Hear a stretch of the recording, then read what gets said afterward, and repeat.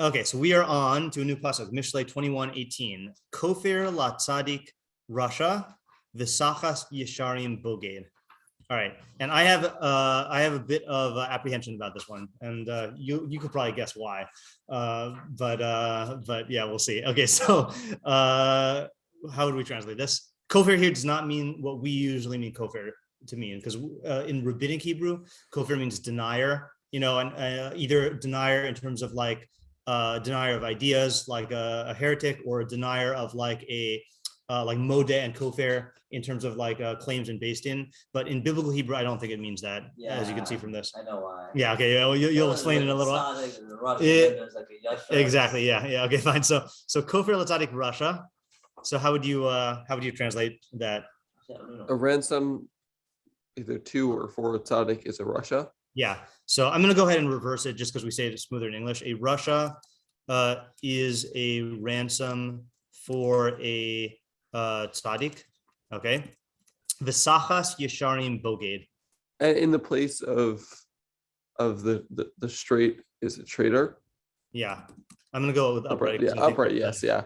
Yeah, is a traitor. Okay, so the reason why I'm apprehensive. Oh, so yeah, boged comes from the word bagad, like bagadnu in the vidui. Not that we understand what bagadnu means, but to act or deal treacherously. So the reason why I'm apprehensive, and the reason why Ariel knows this, is because in our Monday Night Mishlei this year, we've been really dealing with these two personalities of the yashar and the boged extensively, and specifically contrasting them with the tzaddik and the rasha. So these are like loaded terms. So I'm of two minds, like how much to try to approach this fresh, knowing that the topic is dealt with in chapter 11 of Mishlei, which is what we've been doing on Monday night. So like, do we approach it fresh? Do I try to bring in like working definitions from our Monday night shiur? So I think what I want to try to do is let's try to, since you guys are not in the Monday night shiur, let's try to approach it fresh, and then if need be, we'll pull in results from Monday night, and like you and I will try to like. I forgot already. Okay, good. Yeah, you're right. It's been a while. Okay, good. So I'm gonna think of it as like sort of. Although I do generally feel that like based off of the order, like this is Chapal and that was like Gimel or something. Yeah. Like it would be nice to like. Right. Yeah. All right. So we'll do that if we need to. Okay. But I think this is yeah. Okay. So we'll try to approach it fresh here. All right. So let me just delete this. Yeah. I have a question that is like, I don't know if it's a question that I can ask. Sure. Which is why, like, if this pasuk is talking about these personalities that were discussed extensively there, then why is this pasuk here?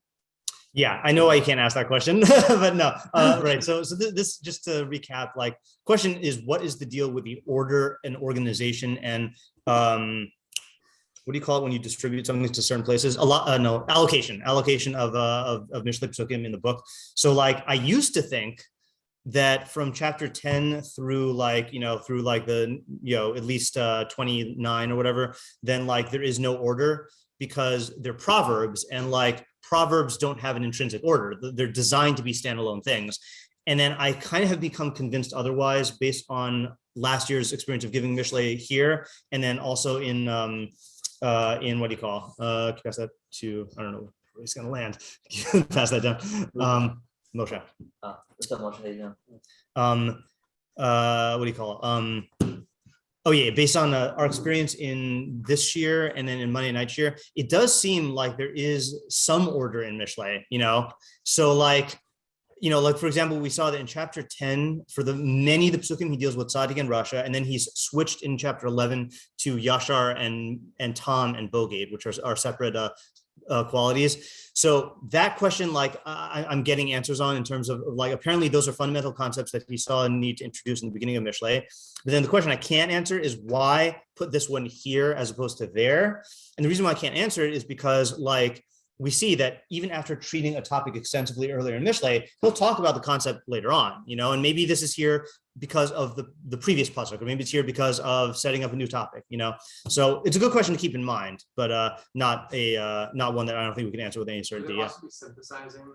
You said like each chapter has. That's also true. Theme, so this is doing them in Right. So relation to each other? the best example of that type of synthesis is there are a couple instances where we see the exact same pasuk repeated verbatim in two different contexts, or a very similar pasuk that is, dealt with later in the book. And the chiddush is in the juxtaposition to another pasuk, or the chiddush is in the contextualization, and that's where the new idea emerges from. So yeah, and then I guess this is kind of reinforcing why I can't fully answer Isaac's question, which is that there's so many reasons why he might put this here. It's not going to be fruitful for us to speculate on that without a full grasp of like the surrounding pesukim. So maybe we can answer it like afterwards. Okay, so let's do our usual routine of the minimalist meforshim here. So Sadigon says, let's make this a little bit bigger. Yesh sheyihiye harasha kofer latadi. Okay, so side point here. We might have done this in the past. Sadigon has these pesukim, which he calls the yesh pesukim, which are sometimes explicit in Hebrew, but sometimes he kind of like classifies it as that, which means that many pesukim in Mishlei are either stating an absolute principle or a high probability case. Like if you say, for example, those who lie get caught, that would be something that is going to be true in 99% of the cases. But then there are other things in Mishlei where it states it as an absolute, but really it's talking about a very specific scenario. Okay, so here Sadigon is saying that. He's saying, Yesh shi'ha rasha kofer l'tzadik. There are cases in which the rasha is a ransom for a tzaddik, v'haboged chalife hayashar, and the boged is in place of a yashar. Okay. Only other subtle differences here is he says tachas, he says chalipe is in exchange for, which I don't know like what the other meanings of tachas are, but he's clarifying it means like you could switch them, I guess, or he gets switched for. And then you see he doesn't care about whether yashar is plural or not because he makes it singular. Targum, which I always forget to look up, shalchofe de tzadika rashia v'shalchofe de tritze vazoze. Okay, so shalchofe, I'm just going to look this up right now really quickly. I'm guessing that it's just the straight up translation for what do you call it? The word kofer. Shalchofe. Shalchofe. And again, you see from there that he doesn't care about the word tachas or tachas and kofer are the same thing. Shalchofe. Nope. Next page. Shalchaf. Yeah, change or exchange or to lay crosswise. Okay, fine. So that's yeah, okay, fine. So we can delete that. Okay, then we've got art scroll. The evildoer will, so that's the other interpretation, right? Kofer is like from the word kapara, right? So the evildoer will be an atonement for the righteous one, and the faithless one, art scroll loves translating boged as faithless. I don't know where they get that from, because the word I think means traitor, but whatever. And the faithless one for the upright. So let's say, let's do this here. Is a ransom / atonement. Okay, those are two different meanings. Actually, yeah, let's say ransom or atonement for the tzaddik. Okay. Okay, that's our scroll. Living Nach says the wicked man is atonement for the righteous man, the man of treachery in place of the upright. Okay, that's close to our scroll. Altar says a ransom for the righteous, the wicked man, and in place of the upright, the traitor. Okay, that's close enough to ours that we could delete it. Okay, questions? Yeah. What is the kofer? Yeah, what is kofer in this context? Yeah. And also, I feel like we kind of have to ask, I mean, I know I don't usually ask this. I don't know why I'm asking this here, but I'm going to go with my intuition here, okay? Is if it means ransom, is this literal or figurative?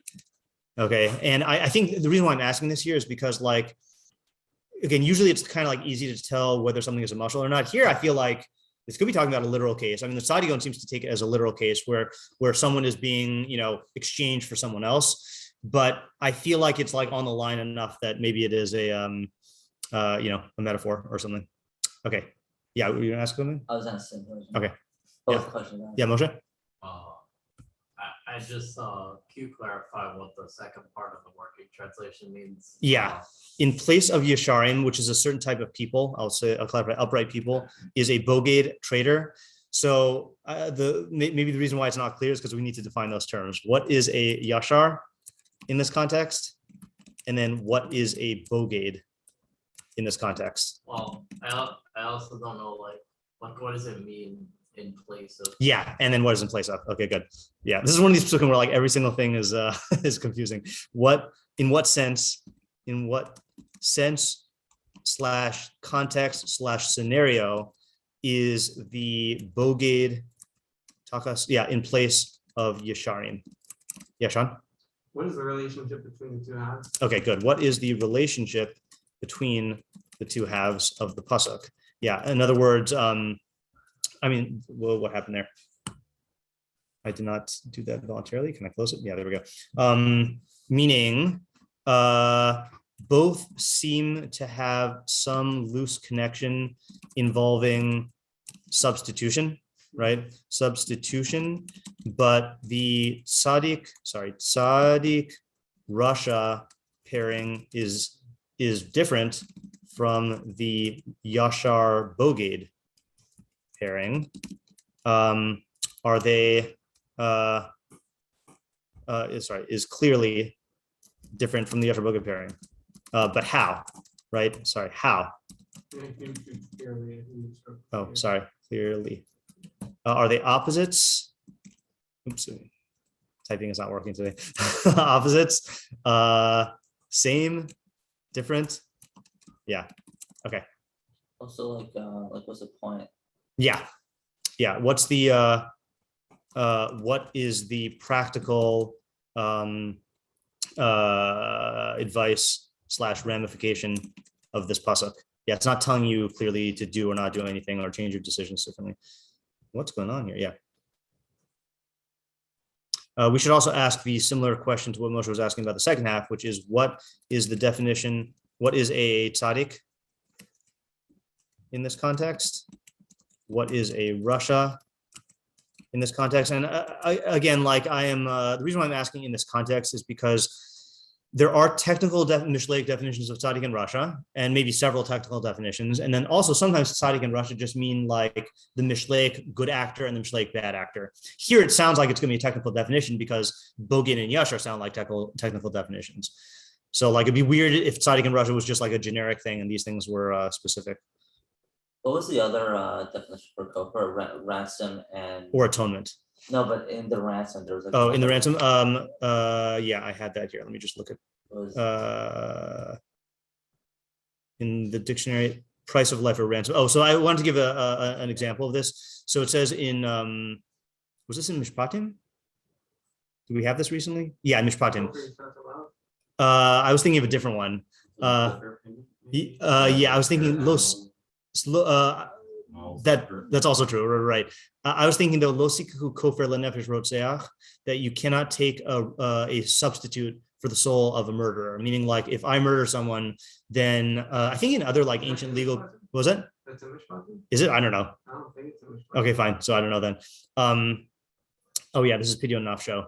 But what do you call that? If I murder someone, then I can't pay off based in substitute for my death penalty. Like I have to be killed. Like there's no substitute. But yeah, animal substitute.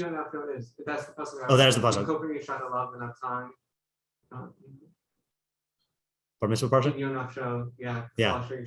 Okay, yeah. So I was thinking of maybe same topic, but pasuk from probably Devarim then, right? Lo siku kol for the nefesh rotzeach. Yeah, the Gomer. Okay.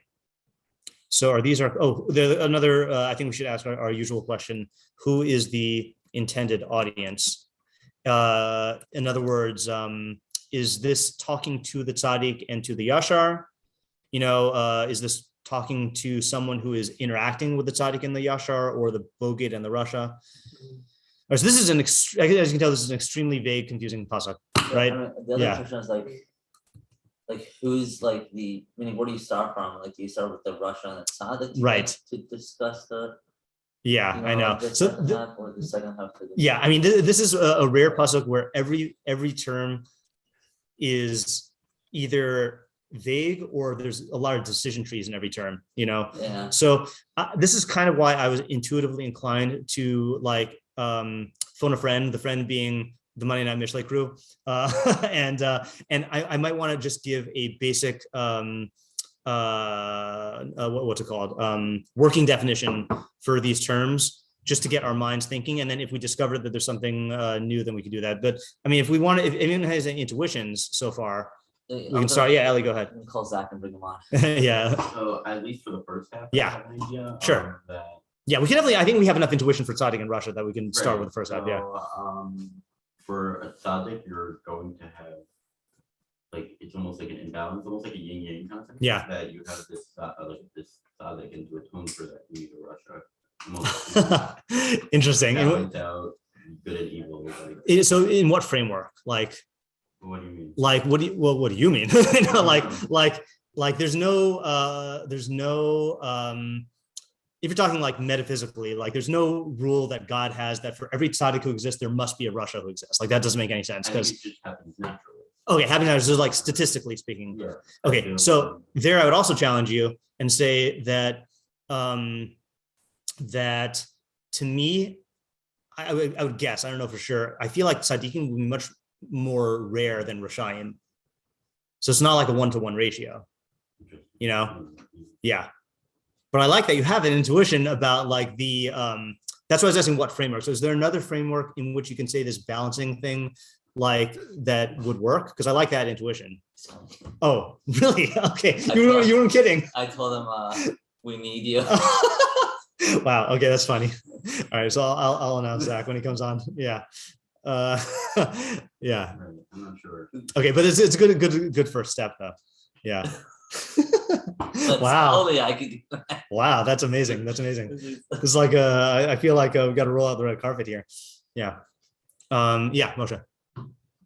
What if like a tzaddik, like it doesn't have to be like a tzaddik, it's just like a regular guy. Yeah. Even, and then a Russia is just like someone lesser than him. Okay, good. So there is a, oh, sorry, we're going to say something about the kofar thing or just making that first move? Okay, good. So this is actually another good option, which is that that of the two possibilities I mentioned of tzaddik in Russia being technical terminology or generic.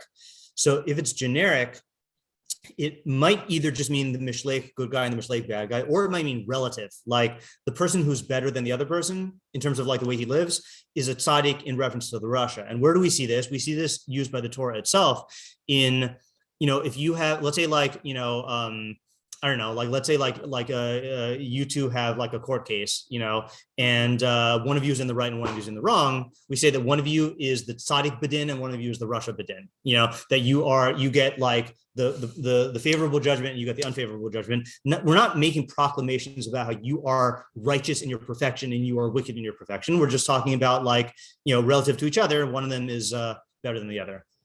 Yeah, that actually lends itself much more to the way you were going, which is that if you look at tzaddik in Russia as levels of perfection and levels of evil, it's not going to be a 1-to-1 ratio. But if you look at it like Moshe is saying, where there's like a bell curve, you know, like a statistical spread, then you're going to have people who are generic, like you're going to have a certain quantity of people, percentage of people who are good and certain percentage of people who are bad, you know? The more I'm reading this, the more I'm like, yeah, we can do this on our own. Yeah, I know. That's why. See, this is this is the what is it? It's so vague. Like, yeah, but this is the what do you call? Do you know anyone know the Asian the Eastern philosophy term for beginner's mind? There's a phrase called beginner's mind. I think there's like a yeah. No, I have another thing. Okay, fine. So there's just a methodology thing really quickly. There's a oh, we got Zach. Okay. There's a thing called beginner's mind where you have to put yourself in the framework of someone who doesn't have any prior experience with this. And the Torah corollary of this is in the second paragraph of the Shema, where it says, Asher Anochi Mitzavacha Hayom Al Levavecha, which I command you today. And Moshe was talking to the generation that was going to go into Eretz Yisrael. So they've had this for 40 years. And it says, Chazal say on that, Rashi quotes it, that it should be in your eyes as if it was just given today. Like you should be able to like look at it afresh. And so the challenge for us is to look at it as though we haven't seen it before. Yeah, Sean, what's your idea? All right, so approach. I'm translating kofar as atonement. Okay. Right. So what does it mean that a Russian is an atonement for a tzaddik? Yeah. So tzaddikim, in order to maintain their status, they cannot explore certain avenues. Okay. Right? Oh, that's Because if interesting. they go down certain avenues, then that's going to end up corrupting them. Yeah. But if they can look at a Russia and see the Ooh. avenues that they're going down, Ooh. so then they can extrapolate and learn from that. Okay. And then it's just saying in the place of Yasharim. So for someone who is a Yashar, Yeah. the same phenomenon happens when they look at someone Okay. who's a beggar. That's very, very good. Okay, yeah. So what it's good intrinsically, but also it's good because it allows us to not really define tzaddik and yashar and Russia and Bogate specifically. So the way I would, so let me I want to try to get into this habit this semester, by the way, of just to make it easier for us to review, typing up like these one sentence summaries of the ideas that we're the readings that we're taking. So I think you would translate it based on your idea as a Russia is a vehicle of atonement for the tzaddik, okay? Meaning that the tzaddik can't go down certain avenues without corrupting himself, but the Russia does, thereby allowing the tzaddik to reap, here we go, we're going to coin a term, to reap vicarious perfection from the Russia's actions and its consequences. Is that a fair summary? Okay. Same for the Bogade and Yashar. Okay, that's really good. I like that idea. Okay, good. So let me just pick on it though, because I like it. All right, which is that that atonement to me implies that there has already been a sin. I'm already starting to think about an answer, but yeah, okay. Atonement to me implies that there's already been a sin, and then you're doing tshuva for it. Whereas the way you initially stated your idea is like before the fact. Yeah. Yeah, you have an answer? Okay, Yeah. So my answer to that is just like sins in terms of like the mind, where he's Yeah. like thinking about like or wants to behave in a certain way, Yeah. and therefore like that's his inclination. Yeah. And so even if he doesn't act upon it, Yeah. it's still an imperfection within him. Yeah. And so this is just Okay, good. Right. So this is really good, right? So there's two types of sin. There is a sin in action, right? Like like for lack of a better term, a halachic sin, right? Like you need to actually violate the avera. Then there's also sin in the sense of flaws or imperfections which exist in you even if they're never actualized in action. So all tzaddikim like have flaws, you know, and some of them even would be actualized in action if they were in the right scenarios. Like I feel like we brought this up a month ago. I don't know what context is the Rebbe Meir. I think it was Rebbe Meir. I might have gotten the names wrong. Rebbe Meir was giving a shiur on Menashe, I think, or one of the evil kings who like led Klal Yisrael astray with the Avodah Zarah. And then that king came to him in a dream and said, if you were in my generation, you would be hanging on to my coattails like you'd be my asking me for guidance on how to worship Avodah Zarah. You know, like that all it takes, Rebbe Meir was able to be Rebbe Meir, but if he were in that generation under different circumstances, then that, you know, imperfection that causes people to worship Avodah Zarah would have manifested itself, you know? So what Sean is saying, and I agree with this pshat, is the tzaddik has these flaws and he needs to get kapara for these flaws.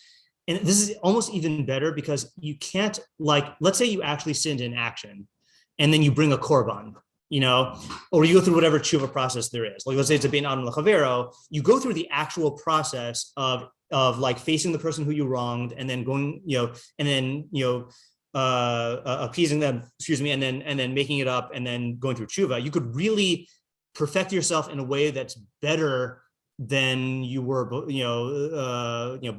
you sinned, right?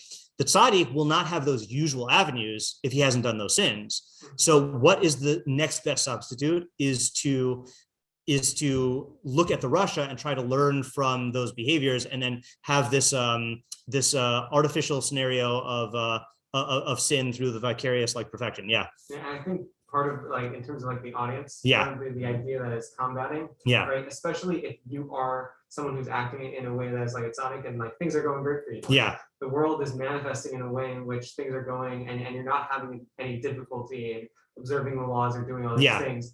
Just because things are going smoothly does not excuse you or say that like, oh, I'm perfected, so now I don't need to work on things, or there's no avenue for me to work on. Correct. Yeah. There's a certain like complacency, I guess that would be the word, that comes from righteousness. And by the way, when I'm saying righteousness here, I'm more inclined to say that it has to do maybe something in between what Moshe is saying and like the usual way of tzaddik. That I don't think it's talking about the personality perfection of like tzedek.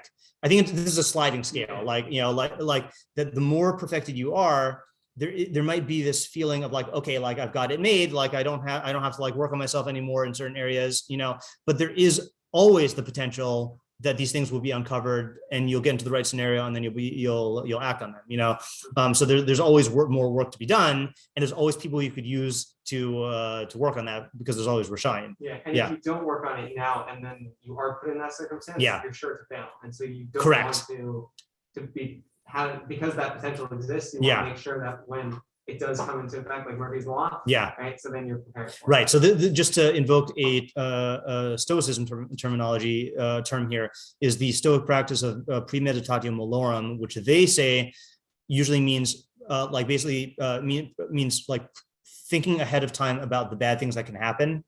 But ultimately, the only bad things that can happen are bad decisions you make and good decisions you make. So thinking about,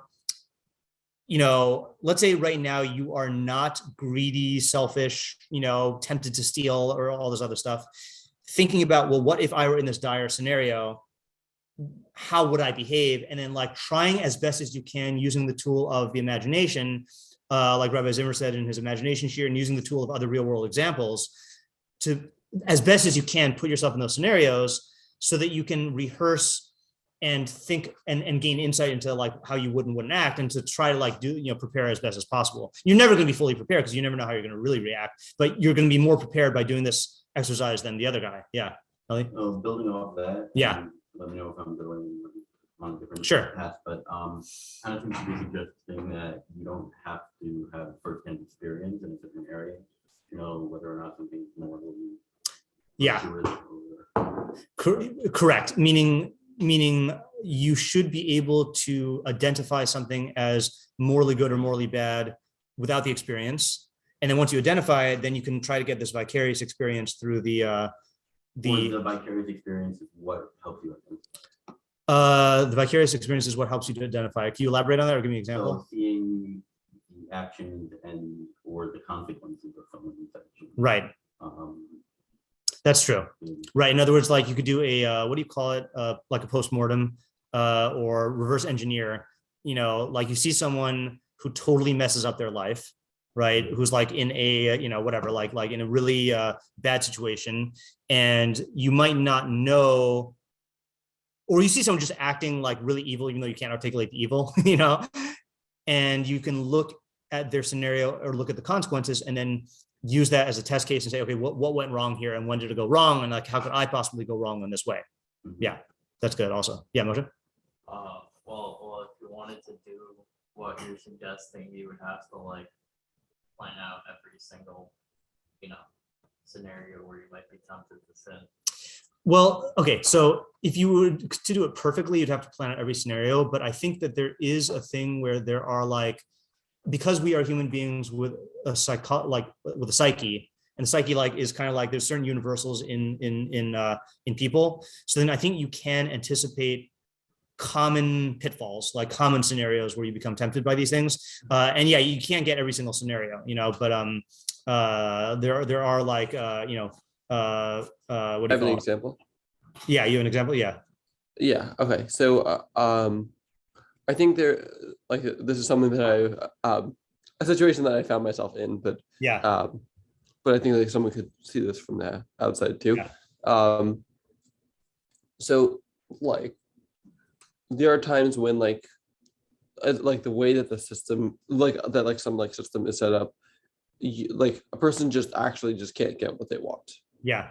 And then there's like kind of two things the person could do. They could either figure out what the next best alternative is, and then pursue that, or they could just like try to like fight it and like the system isn't going to change, and so they're just gonna get whatever happens when like they don't like whatever like would naturally occur, as opposed to like, you know, whatever whatever they would choose. Like the specific example that I have is that like I wanted to register for a specific class, and like I'm on the wait list, and like I'm not gonna, like it's quite possible I'm not going to be able to get in. So what I had the option between registering for another class or not registering, and then like I would actually, it would end up being like 3 credits short for my degree, and you know, like and it would be like a whole issue. I don't even know what would happen.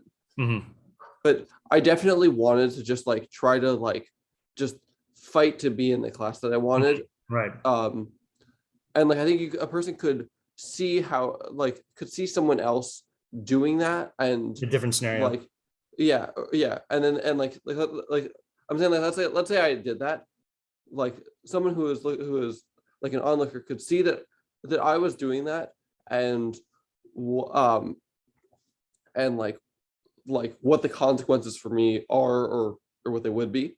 And then I'd say like reverse engineer like what emotionally I was going through. Right. And then they can identify that in themselves when that happens. Yeah. They're definitely, I think in order for this to work, you definitely need an ability. I don't know what, I'm sure there's some fancy term for this. I don't know, like empathy, empathetic imagination. Like you need to be able to put yourself in someone else's shoes and then ask how might this person be feeling? And then how would I be feeling in this case? Or what scenario would be needed to make me feel the way that this person is feeling, you know? And again, I'm saying like quotations around empathy, because you can't, I think we did a pasuk like this last year. You can't actually have, feel other people's feelings. You know, you can only just use your own imagination based on your own experiences. Yeah, Zach? Yeah. So I have a potential thought. Is this a separate approach or on the same approach? Separate approach. Okay, so let me just quickly put a bow on this one. So I think that this actually fits in well with, I know I deleted the Targum, but the Targum said that the second half also says kofar. And it's saying that so our approach here is no matter how you define tzaddik and rasha or yashar and boged, this is talking about how the tzaddik and the yashar can undo faults that they have despite not living the lifestyles that are fully expressive of those faults, right? And that is through watching the boged and the rasha do these actions, and then putting themselves in their shoes, and then using that as a vantage point for their own their own introspection. Okay, that's the bow. Yeah, Zach, go ahead. New approach. So actually, it's not that new. It's maybe just it's overlapping. Let's say. Okay, sure. That's fine. The word that was sticking out to me was atonement. So I don't know if I'm gonna capitalize on that too much. Meaning, is that word at all similar, or could that be associated at all with like carbonos at all? Yes, it is. Yeah, that's the most common. Okay. Yeah. Okay, perfect. So I was thinking that something happened to me recently that kind of sparked a train of thought that this feels like it's like the next step in that thought process. Okay. Which is there was like a situation where like someone like slighted me in some way, and then sometime later they came back and they apologized, and one of the things they did that I really admired and appreciated was they said seeing how what they did negatively impacted me, how that changed their view and like made them see things differently, and like going forward they like adjusted their behavior. That's good. And it really like made me like re-experience the experience slightly differently, because it made me in a way feel like, oh, so in a way that negative experience I had was worth it, because now there was this positive outcome. But what's interesting is that positive outcome wasn't in my hands, it was in theirs. Right. And so it reminded me a little bit of like the concept of like sacrifices, meaning like you have this life, and like by taking away this life, you're somehow elevating what that life was. And so here I think that we could apply the same like mechanics, in the sense that when a Russia does something and a tzaddik learns from that, then they're not just perfecting themselves, but they're taking the existence of the Russia and they're uplifting it to turn it into something good.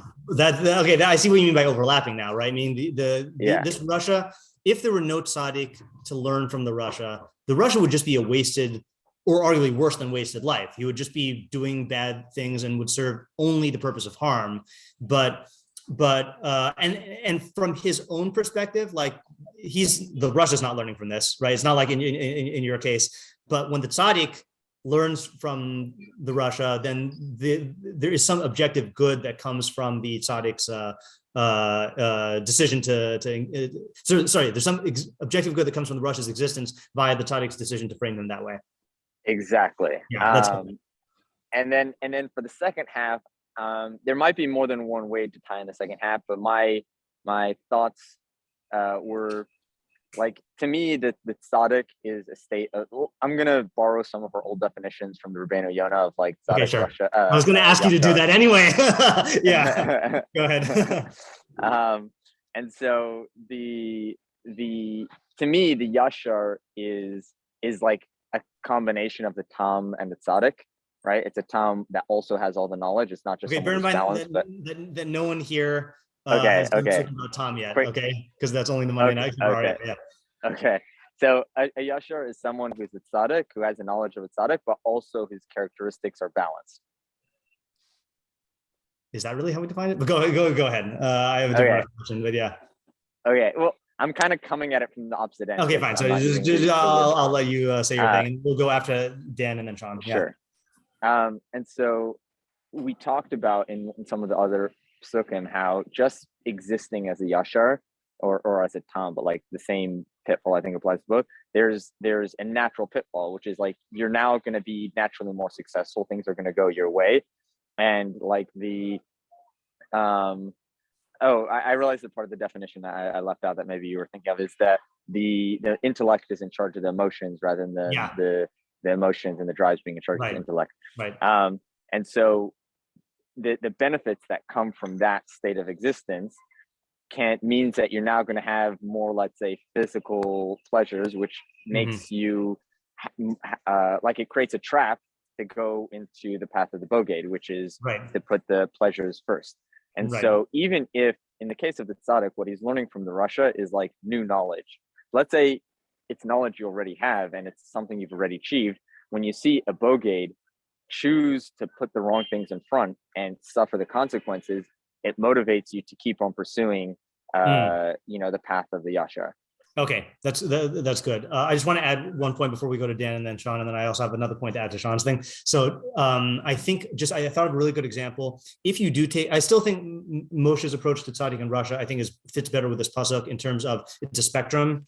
But if you were to say tzaddik and Russia are absolute definitions, and it was something about what you said, they're getting new information. I think that in the early, in the 20th century, like seeing the rise of forms of tyranny that have not been on that scale in human history, like, or at least like in recent human history, like seeing the rise of like Hitler's and Stalin's and Mao's, like that is new information in the sense that like maybe conceptually, the tzaddik can see that it could get that bad, but actually witnessing a fully like successful Russia, like can, actually give you new data. Okay.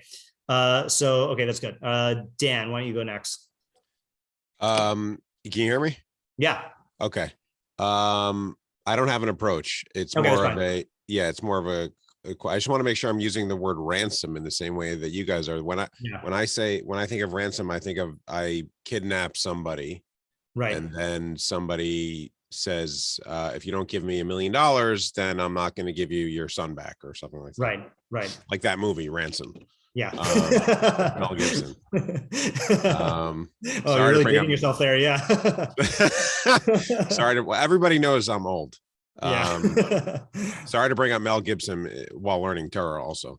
But, no, we're doing the thing, right? We're using Mel Gibson as a co-fare for tzaddik. Yeah. Oh, okay, good. Yeah. Anyway, so that's Is that the way you're No. using the word ransom? In fact, I don't think any of us, I think we haven't given an interpretation with ransom yet, right? All of our interpretations have been for atonement. Yeah, we're using the second translation of kofar as atonement, so we haven't really explored the ransom one yet. That is what I understand ransom to be, but yeah, but it looks So like. Well, what do you think? Do you think it's, or you're not sure yet, if it's more ransom or atonement? Well, there are two different readings. Both of them are valid. So we've only explored the atonement one. Oh, okay. Yeah, so I think Sean was next, and then Ariel after that. Yeah, Sean. So you have one for ransom. Same approach that you're taking, but similar. Okay. I think it's somewhere between mine and Zach. Okay, in sure. terms of like the phenomenon. Yeah. And then how it fits with ransom. So I am ransom in terms of right. A ransom, when someone's paying a ransom. Yeah. Right. They don't want to be paying the ransom. Right. Right. Okay. So and it's the ransom is for the tzaddik. So I'm interpreting it as the tzaddik is getting the ransom. Okay. Right? They're getting value. So yeah. I think the idea is that, and I think this fits in both with Zach's and mine's, is that we're shot and do things, and there's an inclination to just like completely ignore the Russia and to push them off to the side, to like not even engage in anything related to the Russia. Yeah. Just don't even think about the Russia. Right? Yeah. But if you look at the Russia, right, and then you take his actions and you find value from them, right? The Russia doesn't want you to be getting positive value from his actions. Yeah. Right. And so when you take positive knowledge from seeing what the Russia is doing, then that becomes a ransom for the tzaddik. Okay, that's good. So that's like ransom in the sense of again, just to articulate the particular quality of ransom. Ransom is you basically come up with a sum that represents the value, the evaluation of the person who you're ransoming, and then you get that benefit. So you're saying that like, the last thing the Russia wants is for his downfall. He doesn't want to have a downfall, but if he does have a downfall, he doesn't want to benefit the tzaddik. But his downfall will create this payment of perfection or improvement for the tzaddik, and so the tzaddik gets it. Or it can, right? If the tzaddik is smart enough to look at the Russia and take what is valuable from it. Correct. So this is just methodologically, I feel like we've stumbled upon this category before, where there are two ways to read a word, and they both complement the idea. Sometimes you have two ways to read a word and they lead to two different approaches. This one I think does complement it. Yeah, Ariel, why don't you say your approach, and then we will wrap it up for today and then continue tomorrow. So for the ransom, I was thinking that that a Russia is always gonna feel he's like the tzaddik's hostage. Because the tzaddik is like an implicit critique on the Russia's lifestyle. Yes, exactly. Yeah. Like the Russia wants to do stuff with his life, throw wickedness out there in the world, but he knows that there's a tzaddik out there who's always anti him and against him. Yeah. And the Russia, by his nature, like he can't let that go. He's always going to. Oh, that's interesting. So he's like held ransom he's held, by the tzaddik. That's interesting. The best example that I can think of is like Haman and Mordecai. Right. Haman could not tolerate Mordecai's existence because Mordecai's very existence is anti-Haman. Yeah. And like he's viewing Mordecai as someone who's going to ruin his entire mission. Yeah. And like if you just let it go, it wouldn't work that well. Yeah. So like okay, I can't explain the second. That's good. Yeah, remind me of that tomorrow because I want to explore it a little bit more. Before I call on you, Zach, I do want to just quickly wrap it up officially for today, and then we'll talk. Zach, this is not like Monday night where we could go on infinitely, but I want to quickly make so just to summarize the main idea that we've had in its various iterations here, that the existence of the Russia, which is bad for him and bad for the world, does yield a benefit for someone who is capable of and trying to perfect himself. And that's going to be the tzaddik and the yashar, and he will be able to get that value if you're going to use kofar as ransom, or he'll be able to get that atonement if you're going to use it as like working out and removing flaws in himself from the Russia's existence. If he learns from his experience and puts himself in that scenario. And just really quickly, I want to say that we mentioned this before, but this is one of the reasons why I think it is very, very beneficial for a person's development to watch realistic movies. And by realistic, I don't mean like that, like all science fiction is out. I mean like things that depict human decision making in ways where the consequences that they get or the pitfalls that they fall into emotionally are realistic and parallel such that you can learn from them, because again, like we mentioned, like the greatest example is like Breaking Bad. Cobra Kai is also good, but but Breaking Bad, like hopefully none of us are going to become drug dealers, right?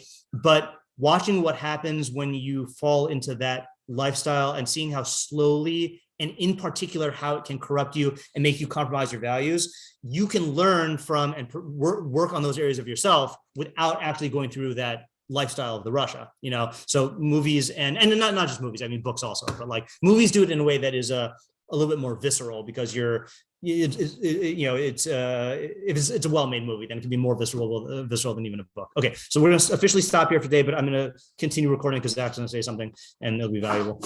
Okay, yeah, Zach, what do you want to say? So I was just going to add another complimentary thought on the hostage definition. Yeah, sure. Is that I was thinking that the Russia in this case can be the hostage. Yeah. And when there's a hostage situation, if you come up with the money, like if you come up with the value, then the person is saved. And if not, then the person, so to speak, is killed or, and so here the Russia is the hostage. And if the tzaddik can get value, then like that can like save the Russia in a sense by uplifting what he did into something useful. And if the tzaddik fails to get the value from that, then the Russia isn't saved. Okay, I hear what you're saying. Yeah, and then just with the understanding that it's not actually going to make a difference for the Russia for himself, right? But you're just saying in terms of his value, the value of his existence is now serving a purpose. Meaning, because the Russia is not even interacting. We learn so much from Haman, but Haman doesn't get any benefit from that. It's true, although like it's hard to know what the ultimate accounting works. But yeah, like in practical purposes, he's not really changing. Right. Okay, good. All right. Thanks for joining us, Zach. This is a good phone a friend, literally. Absolutely. Oh, yeah, Thanks sure. For having me. Yeah, sure. Okay, good. All right. Bye. See ya. Bye. Let me just stop the recording here. Stop recording. Okay, so. Thank you. Yep, thanks.